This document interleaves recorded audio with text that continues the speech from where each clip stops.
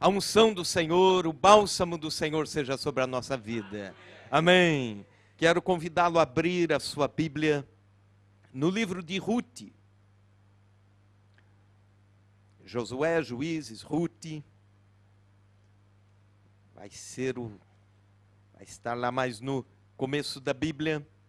Capítulo 1, versículo 20. Ruth, capítulo 1, versículo 20. E deixe a Bíblia aberta. Não feche a Bíblia, deixe-a aberta, porque ao longo da palavra de Deus, ao longo da pregação, nós vamos usar aqui alguns destes versículos. Ruth, capítulo 1, versículo 20. Porém ela lhes dizia: não me chameis Noemi, chamai-me Mara, porque grande amargura me tem dado o Todo-Poderoso. Vamos juntos repetir este verso. Porém ela lhes dizia: não me chameis Noemi, chamai-me Mara, porque grande amargura me tem dado o Todo-Poderoso. Vamos orar mais uma vez. Curve a sua cabeça, peça para que Deus fale ao seu coração. Senhor Deus e Pai, nós estamos aqui nesta noite, nesta tarde, neste final de tarde, com o coração cheio de expectativa para ouvir o Senhor falar. Queremos ouvir a Tua voz, queremos ouvir aquilo que vem do Teu trono, aquilo que vem da Tua presença para os nossos corações. Queremos sair daqui, Senhor, mais confiantes em Ti, mais cheios de esperança do que quando entramos aqui. E para isso, Senhor, dependemos da Tua graça, da Tua misericórdia e da Tua bênção. Dependemos da Tua palavra viva, a Tua palavra que é o martelo que esmiuça a penha, a Tua palavra que é a palavra do Espírito, a espada do Espírito, apta para discernir os desígnios da alma e do coração. A Tua palavra, Senhor, que é a fonte eficaz de edificação para as nossas vidas. Alimenta-nos, Senhor, neste dia com a Tua palavra que pode trazer confronto àqueles que precisam ser confrontados pela Tua palavra, mas que também pode trazer conforto aos corações que precisam do Senhor e do conforto do Senhor. Em nome de Jesus, amém e amém. Diga amém, Jesus. A minha mensagem nesta tarde é um desafio. Não transforme encanto em amargura. Você quer repetir isso comigo? Não transforme encanto em amargura. Pois bem, o livro de Ruth é uma perfeita história de amor. É um dos mais lindos romances registrados na Bíblia Sagrada. É o livro que fala do drama familiar, o drama da crise financeira, o drama da imigração. É o livro que nos fala do drama da doença, da morte, da viuvez, da pobreza e também da amargura contra Deus. Ao mesmo tempo, o livro nos fala da força da amizade.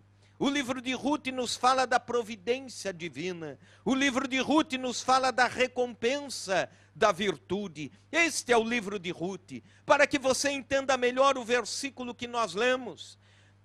Elimeleque vivia com sua família com abundância, num lugar chamado Betlehem, que quer dizer Belém, o lugar onde Jesus nasceu. Traduzido quer dizer casa de pão. Mas chegou uma época que houve fome na casa de pão. Chegou uma época que houve seca e escassez.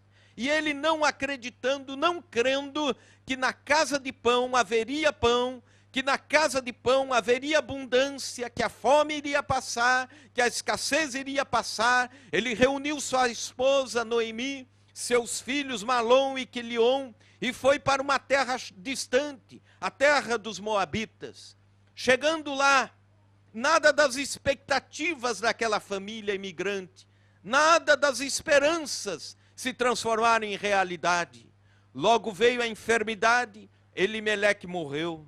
Os filhos Malom e Quilion casaram-se, mas também logo morreram. A palavra Malom e a palavra Quilion, na língua hebraica, quer dizer enfraquecer e também quer dizer enfermidade. Portanto, eles fizeram jus aos nomes, morreram.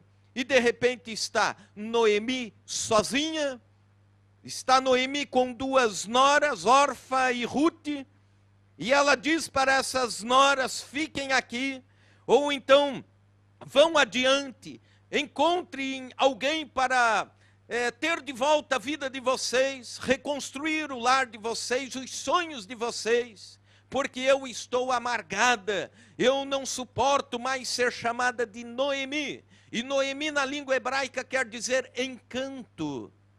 E ela disse: eu quero que meu nome agora seja Mara, que quer dizer amargura.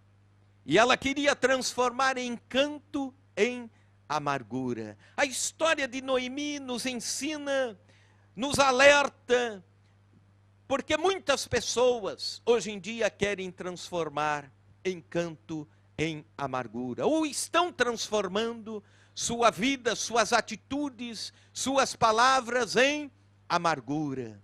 E Deus está dizendo nesta tarde: não transforme encanto em amargura. Em primeiro lugar, transforma encanto em amargura quem precocemente aceita a decretação da derrota, quem aceita o fatalismo na sua vida.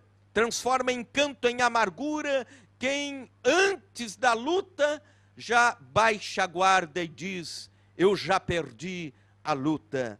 E se você olhar para os versículos 8 e 9, você encontra Noemi sendo fatalista, Noemi decretando a sua própria derrota. Versículo 8, disse-lhes Noemi: ide, voltai cada uma à casa da sua mãe, e o Senhor use convosco de benevolência, como vós usaste com os que morreram e comigo. O Senhor vos dê que sejais felizes, cada uma na casa do seu marido. E beijou-as, elas porém choraram em alta voz. O que acontece? Noemi diz às suas duas noras, Rute e Orfa: Deus abençoe vocês. Vocês agora vão para a vida de vocês. Vocês agora vão para os sonhos de vocês. Mas eu estou amarga. O meu coração está ressentido. Eu me sinto amaldiçoada por Deus. A minha sentença está carimbada. E Noemi, desta forma, carimba a sua sentença. Noemi assumiu o fatalismo, a derrota, antes da luta acabar. Fatalismo é a concepção que considera o mundo e os acontecimentos em termos irrevogáveis. Quando alguém olha para o futuro e diz: pau que nasce torto, morre torto, não adianta mais. Para a minha vida não tem jeito mais. Sabe o que é isso? Isso é fatalismo. Quem entrega-se ao fatalismo vai amargar o coração, vai se revestir de amargura contra Deus e contra a vida. Não considere a luta perdida ainda no primeiro round. Deus tem a vitória para você. Não considere a guerra perdida na primeira batalha. Você pode estar perdendo agora, mas logo o quadro vai ser revertido em nome de Jesus. Todas as vezes que o fatalismo soprou aos ouvidos de alguém, dizendo: acabou, terminou, a fé veio dizendo: é o começo da batalha, você vai ser vitorioso. Quando o fatalismo disse aos ouvidos de José, quando ele foi jogado na cova, José do Egito, dizendo: acabou-se, agora você está desprezado pelos irmãos, jogado numa cova, não tem mais jeito, vai ser escravo, vai terminar a vida na escravidão. A fé veio dizendo no outro ouvido: levanta-te, porque Deus está cuidando, Deus está construindo a rampa que irá levá-lo ao palácio de Faraó. Quando Moisés no deserto de Sim matou aquele homem, aquele egípcio, eu imagino o fatalismo dizendo a um dos ouvidos de Moisés: Moisés, não tem mais jeito, você agora é um criminoso, fuja. A sua vida acabou, você não pode mais permanecer aqui no Egito. Mas a fé estava dizendo: você vai agora ser tratado por Deus, Deus vai levantar você, e você vai ser o líder do povo de Israel, vai colocar o povo de Deus na porta da terra prometida. Eu imagino o fatalismo dizendo a Sadraque, Mesaque e Abdenego: terminou, é o fim, vocês agora vão para a fornalha de fogo ardente e vão torrar e vão terminar a vida. Mas a fé estava dizendo: Deus irá levantar vocês como príncipes em Babilônia. O fatalismo estava dizendo a Daniel: Daniel, não tem mais jeito, você vai ser jogado na cova dos leões, os leões vão estraçalhar você. Mas a fé estava dizendo: Daniel, Deus vai levantá-lo como profeta em Babilônia, Deus vai honrar a sua vida, e você será um homem de Deus, que irá levar o nome do Senhor para todas as nações, que debaixo do império babilônico. Pode ser lançado na cova, mas Deus já deu ordem para os leões jejuarem, e eles não vão tocar em você. Outra coisa, Daniel, se tiver frio, se enrola na juba do leão e dorme tranquilo, que eles não vão fazer mal a você. O fatalismo estava dizendo a Jesus na cruz do Calvário: acabou-se o plano de salvação, agora você morre e tudo se transforma numa lenda para o futuro, numa história para o futuro. Mas Deus estava dizendo: meu filho, todo poder te é dado no céu e da terra, desce às profundezas, pega as chaves da morte e do inferno e sobe, porque eu te colocarei como cabeça sobre a minha igreja.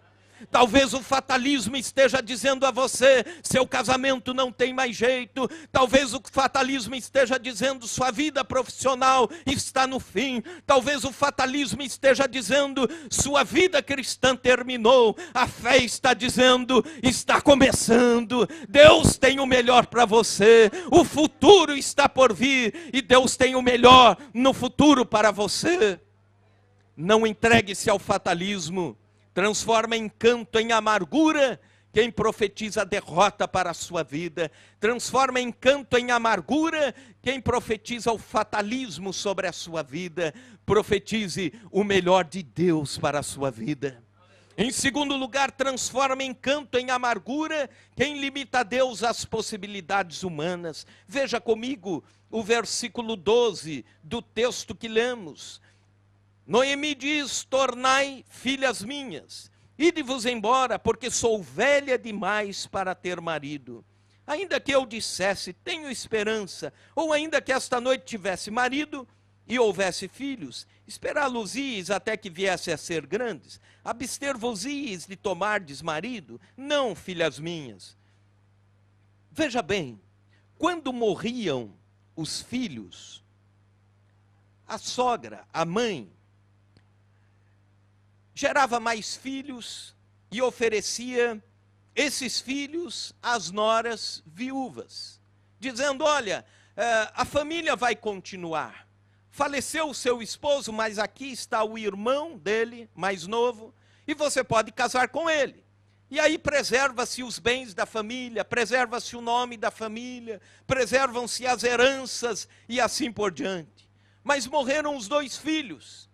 E Ruth e Noemi disse a Ruth e órfã: eu sou velha demais, não tem mais esperança, não vai ter conserto para nós. Levem vocês a vida de vocês, porque sou velha demais, não vou gerar filhos, portanto, ao ponto final nas possibilidades. Noemi olhou para a vida e perdeu as esperanças, porque a única esperança que ela imaginava era gerar filhos. E ela disse: sou velha demais para isso. Acontece que Deus não precisa das possibilidades humanas para agir. Deus não precisa daquilo que nós imaginamos que é a nossa solução para fazer o que Ele quer fazer, no tempo dEle e do modo dEle. Deus providenciou soluções maravilhosas e abençoadoras para a vida de Noemi, sem precisar da idade dela, sendo ela mais idosa, ou sendo ela mais jovem. Deus não precisa disso. Talvez você esteja pensando: se eu fosse mais novo, eu poderia ser usado por Deus assim, para fazer isso ou para fazer aquilo, eu teria mais energia, eu poderia desenvolver tal ministério na vida da igreja. Deus pode usar você, independente das linhas de tempo e de espaço. Todos nós, os humanos, estamos confinados, somos reféns de 2 linhas. a linha de tempo e a linha de espaço.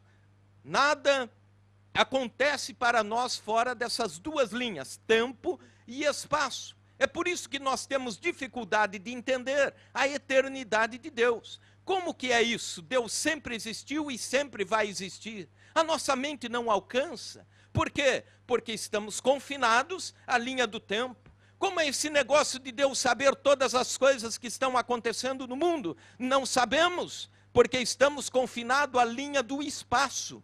Portanto, tempo e espaço. Mas para Deus essas linhas não existem. Deus pode fazer o que Ele quer fazer no tempo dEle.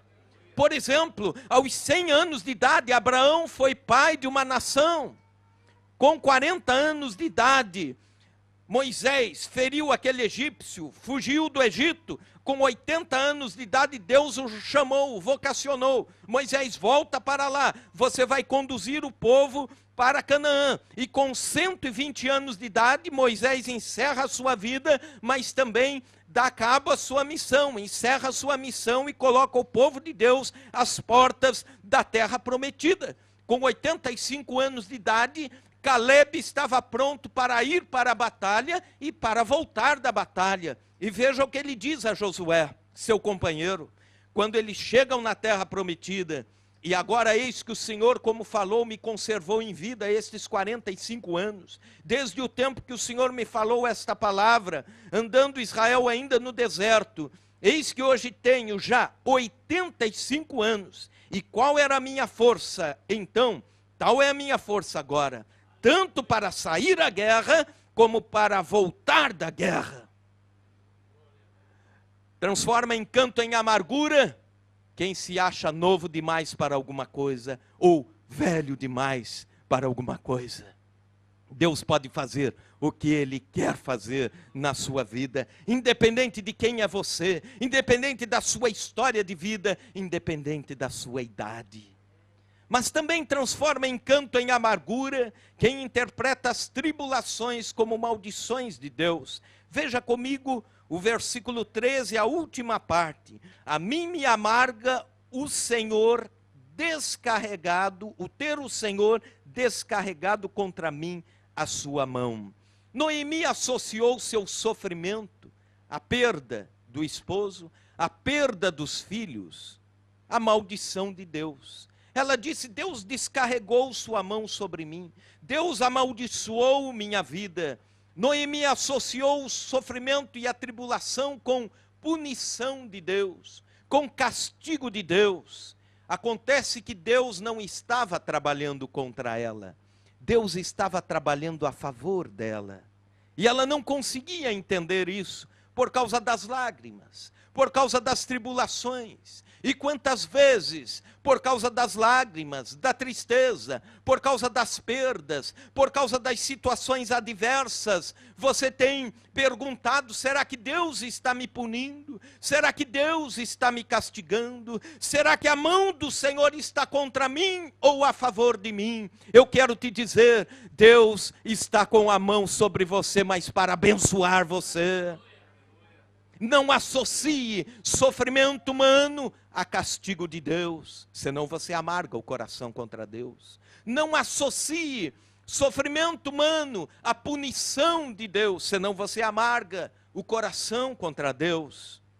Acontece que no cristianismo, nós estamos, vez ou outra, errando quando assumimos o chamado dualismo com relação ao sofrimento. E eu já explico o que é isso. No dualismo, digamos que existem dois polos, dois extremos. Um extremo, nós dizemos, está a enfermidade, a dor, o sofrimento, a perda, o desemprego. E nós dizemos, isso tudo é obra de Satanás. Aí vamos para o outro extremo. Aqui está a saúde, a longevidade, a prosperidade, a tranquilidade, o conforto, e aí a gente diz, aqui está a bênção de Deus. Acontece que isso era muito comum no Velho Testamento. No Antigo Testamento as pessoas associavam saúde, prosperidade, longevidade, paz interior e paz, associavam tudo isso à presença de Deus. e acabavam associando todas as outras adversidades da vida e até naturais da vida à ausência de Deus e à presença de Satanás. Acontece que quem pensa assim, logo vai entrar em confusão. E Paulo, no Novo Testamento, deixa muito claro em Filipenses capítulo 4, versículos 11 e 12. E ele diz o seguinte, que tanto estando aqui, no lado do sofrimento ou no lado da bonança, tanto tendo escassez como tendo fartura, tanto no momento da enfermidade como da saúde, ele vai estar em paz com Deus. E a sua vida espiritual não depende nem desse lado nem desse, depende de cima, depende de Deus, da comunhão com Deus. E ele diz o seguinte, digo isso não por causa da pobreza, porque aprendi a viver contente em toda e qualquer situação.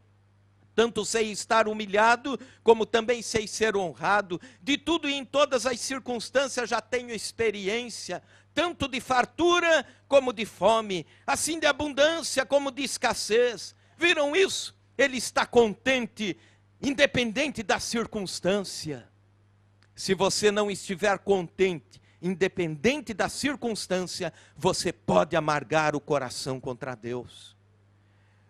E é comum não só Noemi achar que sofrimento é castigo de Deus, que sofrimento é punição de Deus, mas isso ao longo da história, nas etnias, nas culturas, sempre se associa sofrimento à punição de Deus, erroneamente.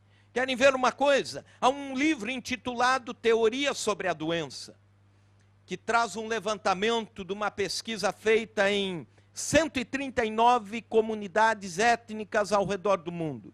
E dessas 135 relacionam sofrimento a castigo de Deus. Portanto, há uma tendência no ser humano a amargar o coração, dizendo, Deus está me castigando injustamente. Deus está descarregando sobre mim a sua mão injustamente. Não deixe que isso aconteça. Não transforme encanto em amargura. Mas também, em quarto lugar, transforma encanto em amargura quem focaliza a sua atenção nas adversidades e perde o senso de gratidão pelas bênçãos e pelas dádivas de Deus. Pelo menos 3 coisas boas estão acontecendo na vida de Noemi, e ela não está vendo. 3 coisas boas estão acontecendo a favor de Noemi, e ela não está vendo, porque o coração está amargo, porque ela está focando seus olhos no sofrimento, na dor e na perda, e não consegue ser grata a Deus pelas coisas boas que estão acontecendo. Primeira dádiva de Deus a Noemi, uma companheira leal, Ruth. Ruth era a companheira leal. Veja comigo os versículos 16 e 17. Você verá aqui o que Ruth, uma das noras, que ficou viúva também, diz para a sua sogra. Disse, porém, Ruth, não me instes para que eu te deixe e me obrigue a não seguir-te, porque onde quer que fores, irei eu. Onde quer que pousares, ali pousarei eu. O teu povo é o meu povo, o teu Deus é o meu Deus. Onde quer que morreres, morrerei eu ali e serei sepultada. Faça-me o Senhor o que bem me aprouver, se outra coisa que não seja a morte me separar de ti. Portanto, esses versos são lembrados todas as vezes que nós queremos pregar sobre amizade, sobre lealdade. A gente lembra de quem? Noemi e Ruth. E as palavras de Ruth a Noemi. O filho, o esposo de Ruth, já havia morrido. Portanto, o laço de ligação entre nora e sogra já não existia mais. E Ruth poderia muito bem dizer, tchau, Noemi, eu vou mesmo reconstruir o lar, a vida, que Deus abençoe você. Mas ela disse o contrário. Noemi, minha sogra, eu vou ficar com você até o fim.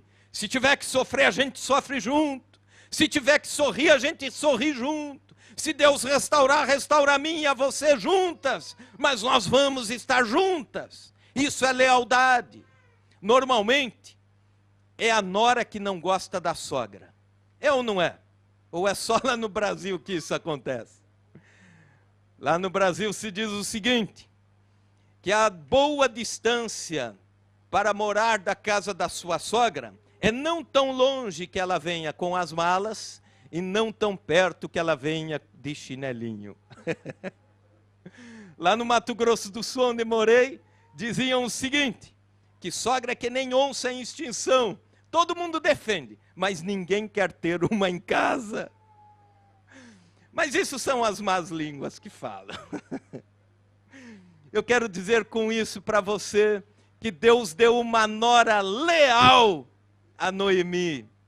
E Noemi não estava vendo isso. Deus deu uma nora que amava, que quebrava o tabu e amava de coração a sua sogra. Mas por causa da amargura contra Deus e contra a vida, ela não conseguia enxergar a nora leal que Deus deu a ela. Outra dádiva de Deus. Deus deu a empatia e a comoção da cidade de Belém a favor de Noemi. E Noemi não estava enxergando isso. Veja comigo o versículo 19. Então ambas se foram até chegarem a Belém. Sucedeu que ao chegarem ali, toda a cidade se comoveu por causa delas. E as mulheres diziam, não é essa Noemi? Toda a cidade se comoveu por causa delas. Quando morreu o esposo, quando morreram os filhos, ela resolveu voltar para Belém, voltar para a sua terra. E Ruth veio junto. E quando elas chegam em Belém, existe ali a comoção da cidade, os braços abertos da cidade, dizendo, vocês são bem-vindas, nós vamos ajudar vocês, nós vamos chorar com vocês, Ruth e Noemi. Como é bom quando nos momentos mais difíceis da vida, nós encontramos pessoas empáticas, que abrem os braços para nós, que dizem, eu estou com você na luta, eu estou orando pela sua vida, vamos juntos buscar a Deus.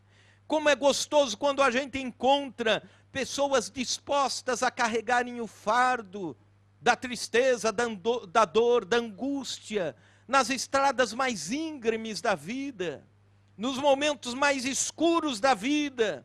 Como é bom quando encontramos aqueles que choram conosco as suas perdas. Noemi tinha isso, uma cidade inteira chorando com ela, mas ela não via, porque o coração estava amargo. Uma terceira dádiva, a oportunidade do recomeço. Ela saiu de Belém no tempo da escassez e da seca, voltou para Belém no tempo da abundância. Veja o versículo 22, a última parte. E chegaram a Belém no princípio da... Vamos dizer bem alto, chegaram a Belém no princípio da cega da cevada, abundância. Agora sim, teve plantação e teve colheita. Agora sim existe abundância. O tempo da escassez se foi, o tempo do desemprego se foi, agora a economia da nação está em alta, agora a economia em Belém está em alta, o índice de desemprego baixou, e elas chegam exatamente neste período, o melhor período, dádiva de Deus. Mas os olhos estão fechados por causa da amargura. Sabe o que acontece quando você focaliza demais o seu sofrimento? Você perde o senso de gratidão a Deus. E Deus está dando coisas maravilhosas, oportunidades maravilhosas, pessoas maravilhosas ao redor de você, e você não está vendo nada disso, porque o coração está fechado, os olhos estão voltados para o sofrimento pelo qual você está passando. Seja grato e grata a Deus por tantas coisas boas que Deus tem feito ao redor, na sua vida, por você. Aí você encara a vida com os olhos da gratidão. Algum tempo atrás, lá em nossa igreja, telefonou um casal pedindo ajuda, auxílio, porque estavam prestes a se separar. E disseram, pastor, nós precisamos de conselho, de ajuda, de oração. Eu falei, pois bem, estamos à disposição. Marcamos horário e lá estavam eles, brigados, feridos, espiritualmente, feridos emocionalmente, sentimentalmente, arrasados. Assentou-se um à minha esquerda, um à minha direita. E quando comecei a conversar com eles e perguntar o que estava acontecendo, eles dispararam um contra o outro como metralhadoras, dispararam brigando, xingando, agredindo verbalmente um ao outro, acusando. E assim foi durante mais ou menos 1h30, sem trégua, sem um período sequer de silêncio, ou sem deixarem o pastor falar. E naquele dia eu não estava bem do meu organismo. Lá no Brasil se diz o quê? Que eu estava com um revertério, mal disposto, isso. Eu não estava bem. E aí, conforme eles foram brigando, a coisa aqui para o lado de cá foi piorando. E eles discutiam e eu fui ali permanecendo firme, né, na minha posição. Acontece que de repente... Não é isso que você pensou. Acontece que de repente Deus me deu uma ideia. Eu peguei 2 papéis brancos e coloquei um na mão de cada um, 2 canetas, e disse: olha, vocês vão fazer uma tarefa, uma dinâmica agora. Num lado da folha, escrevam tudo de ruim que está acontecendo no casamento. Você, do lado de lá, você aqui. Um não vai se comunicar com o outro. Escrevam tudo de ruim que um tem contra o outro. Virem depois a folha e escrevam na outra face tudo de bom que aconteceu na história do casamento de vocês. O nascimento dos filhos, as conquistas, a casa que compraram. Vão escrevendo isso também. As coisas que significaram muito para você, escrevam. E aí eu disse, daqui uns 15 minutos eu volto porque tenho um compromisso. Depois do compromisso eu voltei e eles vieram com a folha, né, para me entregar bicudos. Eu disse: não entreguem a mim, troquem as folhas e leiam primeiro o lado das coisas ruins. E eles leram. Ficaram mais bicudos ainda, mais bravos ainda. Depois eu disse: virem a página e agora leiam as coisas boas que aconteceu na história de vocês. E eles então começaram a ler e começaram a tornar o semblante mais normal, natural. E de repente ele rompeu o silêncio e disse: eu não sabia que isso aqui tinha significado tanto para você. Aí eles se abraçaram. E foi o recomeço de um casamento ferido. Hoje eles estão juntos. Não posso dizer que é o casamento 100% restaurado, mas é um casamento que está no caminho da restauração. Porque eles conseguiram enxergar muitas coisas boas na história do casamento deles. E por causa das coisas boas vale a pena continuar. Por causa das coisas boas na sua vida, vale a pena continuar com Deus. Por causa das coisas boas que acontecem aqui na igreja, vale a pena continuar na igreja. Por causa das coisas boas que Deus tem dado a você, vale a pena você ter o coração grato. Aleluia! Quero convidar você a ficar em pé na presença do Senhor. Transforma encanto em amargura quem interpreta as tribulações como maldição de Deus. Transforma encanto em amargura quem focaliza a sua atenção nas adversidades e perde o senso de gratidão pelas dádivas de Deus. Muitos não estão mudando seu nome como Noemi queria mudar, dizendo: eu quero ser chamada de Mara, amargura. Mas muitos estão mudando suas atitudes, muitos estão mudando suas palavras. Muitos estão amargando o coração e mudando o seu comportamento.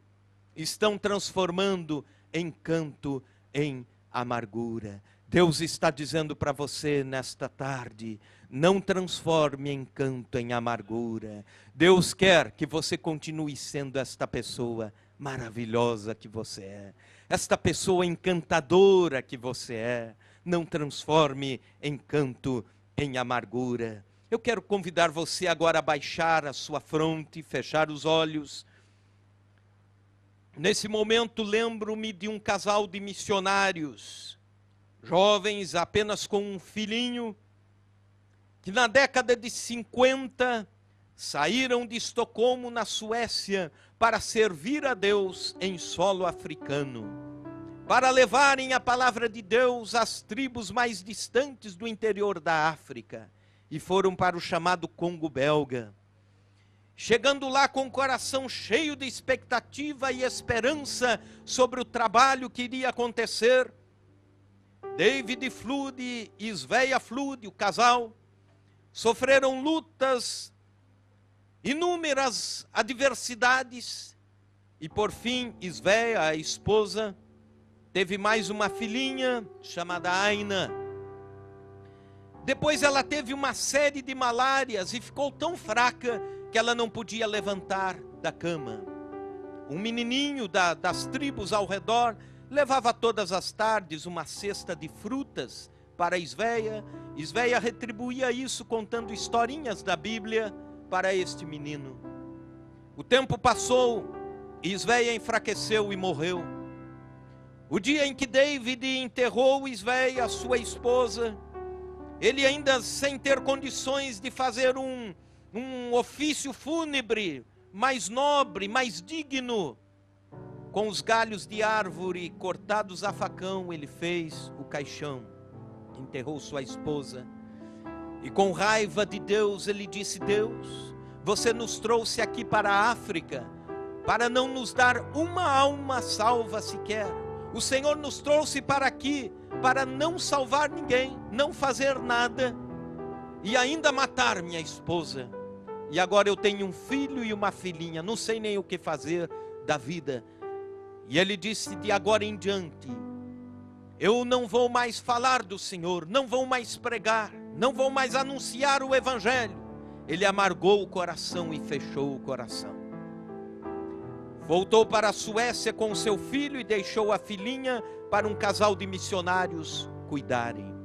O casal cuidou, os anos se passaram, David Flood se tornou um comerciante influente, trabalhou no ramo das importações e exportações, ganhou muito dinheiro, mas ninguém consegue ficar em pé por muito tempo se o coração estiver amargo contra Deus. Ele entrou pelo mundo do vício, das drogas, da bebida, perdeu a saúde, perdeu tudo, faliu, e agora pobre, miserável, morava de favor num porão lá na cidade de Estocolmo. Sua filha agora cresceu, casou, resolveu um dia visitar o pai. Estava vindo lá da África. O avião pousou na Inglaterra e enquanto ela aguardava outro voo para a Suécia, ela saiu para conhecer a cidade, entrou por um auditório e lá estava tendo uma conferência missionária. O pastor que estava pregando naquela conferência, com muita autoridade, testemunhava que Deus havia dado muitas almas para eles ali no Congo belga. Testemunhava que a igreja cresceu e já tinha 110 mil membros espalhados por todo o país. Testemunhava com alegria dizendo que a igreja tinha um hospital agora com centenas de leitos e estavam cuidando dos enfermos. Testemunhava dizendo que a igreja tinha projetos sociais. E ela ficou com o coração incendiado. Quando terminou a palestra, ela foi até aquele missionário e perguntou: por acaso vocês se lembram? Você se lembra, conheceu ou não David e Sveia Flood? E os olhos daquele missionário, daquele pastor lá do Congo belga, encheu-se de brilho. E ele disse: Sveia foi minha mãe na fé. Tudo o que está acontecendo é porque quando ela estava doente, eu levava cestos de frutos para ela e ela me contava as histórias de Deus, as histórias da Bíblia. E hoje, convertido ao Senhor, eu pastoreio toda esta multidão que Deus tem colocado nas nossas mãos, por causa de David e Isvéia. Aí Aina voltou rápido para a Suécia, encontrou o pai, quando o pai estava na sua frente, todo deformado pela doença, pela amargura, pelo vício, pelo pecado. Ela disse: pai, sou eu, a Isvéia. Ele disse: seja bem-vindo, filha, mas não me fale nada sobre Deus, porque Deus nos levou naquela ocasião para a África e não nos deu nenhum fruto sequer. Meu coração está amargo e pesaroso. Ela disse: engano, papai, você está enganado, porque aquele menino que levava as frutas para a mamãe, ouviu falar de Jesus, entregou a vida para Jesus, hoje é o pastor. E aí ela contou tudo o que estava acontecendo. Ele se quebrantou diante de Deus, orou consagrando a sua vida a Deus. Deus o perdoou. Alguns meses depois ele morreu, mas morreu salvo, encontrou-se com Deus. A amargura terminou, o ressentimento foi embora. Talvez você esteja amargando o coração, dizendo: Deus está sendo injusto comigo em alguma área, ou Deus não está se lembrando de mim, Deus não está dando frutos para a minha vida, para o meu ministério, Deus não está me apoiando, Deus não está comigo na minha jornada, nos meus sonhos, meus ideais, Deus me deixou falando sozinho. Eu quero dizer para você: Deus está se importando com você, Ele ama você, os frutos você vai ter nas suas mãos. Não amargue o coração contra Deus, não transforme encanto em amargura. E eu quero convidar você que foi tocado pela palavra, você que teve o seu coração ministrado por Deus nesta tarde, para vir até a frente. Nós vamos orar, nós vamos colocar sua vida diante de Deus. De hoje em diante você não vai mais amargar o coração, de hoje em diante você não vai mais ressentir a sua alma. Nós vamos colocar a nossa vida diante do altar de Deus.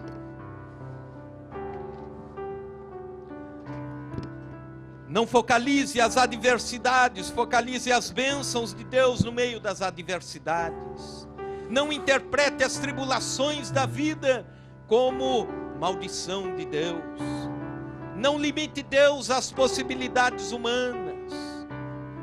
Não aceite precocemente a decretação da derrota. Deus fará de você vitorioso. Vamos orar.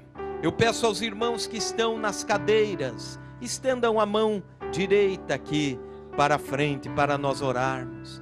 Se você também tem uma enfermidade que quer colocá-la diante de Deus e pedir: Senhor, cura a minha vida, o meu corpo físico, ou então cura as minhas emoções, também venha, vamos orar, vamos colocar diante de Deus. Senhor Deus, nós louvamos a Ti pela vida dos irmãos e das irmãs. Nós colocamos, Senhor, a vida de cada um na Tua presença. Tu és o Deus poderoso, maravilhoso. Tu és o Deus que conhece o recôndito da alma. Tu conheces, Senhor, todas as coisas. Tu conheces, Senhor, o mais profundo do coração, dos pensamentos, das necessidades, das angústias. Tu conheces, Senhor, as circunstâncias mais difíceis da vida dos irmãos e das irmãs. E eu peço, Senhor, que a Tua mão se estenda para transformar, Senhor, a amargura em encanto, para transformar a tristeza em alegria, para transformar o ressentimento em paz interior, com a vida e com o Senhor. Eu peço a Deus da vitória, a bênção, a direção do Senhor, o cuidado do Senhor, ó Deus, sobre as circunstâncias tão difíceis da vida, onde, Senhor, a Tua mão precisa se estender. Colocamos diante de Ti, Senhor, a vida dos Teus servos. Senhor, colocamos diante de Ti os dilemas, colocamos diante do Senhor as situações adversas, colocamos diante de Ti, Senhor, as situações difíceis da vida e pedimos, Senhor, a bênção. Pedimos, ó Deus, que esta noite seja uma noite, uma tarde, Senhor, do mover da Tua mão favorável aos teus servos. Senhor, que a tua bênção seja presente, o teu cuidado seja presente. Senhor, que a tua mão seja presente sobre a vida dos irmãos e das irmãs, para abençoá-los e abençoá-las, Senhor. Ó Deus, nós colocamos diante de Ti todo e qualquer ressentimento, toda e qualquer amargura da alma, toda e qualquer situação adversa, toda e qualquer situação, Senhor, em que o coração está pesaroso. Colocamos em Tuas mãos, em nome de Jesus. Amém, Senhor. Senhor, recebemos nesta tarde a unção de conquista, unção de ousadia, unção de cura, em nome de Jesus. Amém. Diga amém, Jesus. Podeis voltar aos vossos lugares, certos de que Deus ouviu a oração, certos de que Deus está presente nos momentos, sejam eles difíceis da vida ou não. Amém. Podeis assentar, irmãos.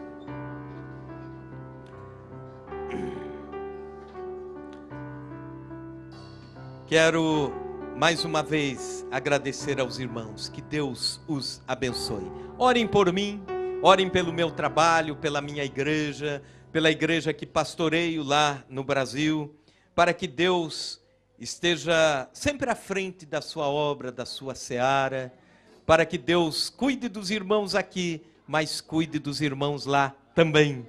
Amém.